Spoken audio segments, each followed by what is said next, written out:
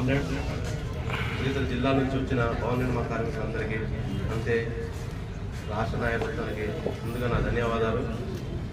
ఈ దేశంలోనే రైతుల తర్వాత, రైతాంగం తర్వాత భవన నిర్మాణ కార్మికులే అత్యధిక ఉపాధి కల్పించే రంగం.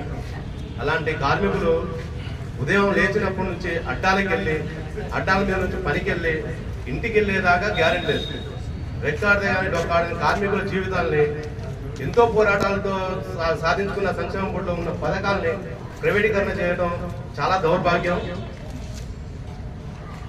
ఇంతకుముందు బీఆర్ఎస్ ప్రభుత్వము కార్మికులకి, భవన నిర్మాణ కార్మికులందరికీ డబుల్ బెడ్రూమ్ ఇస్తాం అని చెప్పి హామీలు ఇచ్చి తప్పించుకుంది.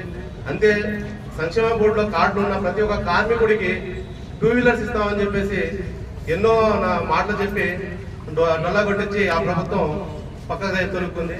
ఇప్పుడు వచ్చిన కాంగ్రెస్ ప్రభుత్వం, రేవంత్ రెడ్డి గారు, ఒకప్పుడు ఈ మన ముఖ్యమంత్రి రేవంత్ రెడ్డి గారు కూడా ఈ భవన నిర్మాణ కార్మికుడే. ఒక పెయింటింగ్ రంగంలో పనిచేసిన రేవంత్ రెడ్డి గారు కార్మికుల గురించి, కార్మికులు పడే కష్టాలేంటో తెలిసి ఉన్న వ్యక్తి కాబట్టి అతనైనా ఈ కార్మికులకి ఏదైనా సహాయం చేస్తారా అంటే అతను కూడా కేంద్ర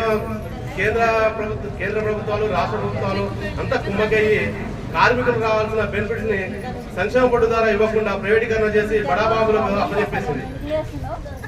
ఇలాంటి ప్రైవేటీకరణ అప్పచెప్పిన వాటిని తక్షణమే విధించుకోవాలని, లేని పక్షంలో అన్ని కార్మిక సంఘాలు ఏకమై ఒక తాటి మీదకి వచ్చి ఈ ధర్నాన్ని ఇంకా పెద్దగా చేసి అది విరమించు చేసుకునేంత వరకు వదిలిపెట్టమనేసి ఈ ఐఎఫ్యూ తరఫున చెప్తున్నాను.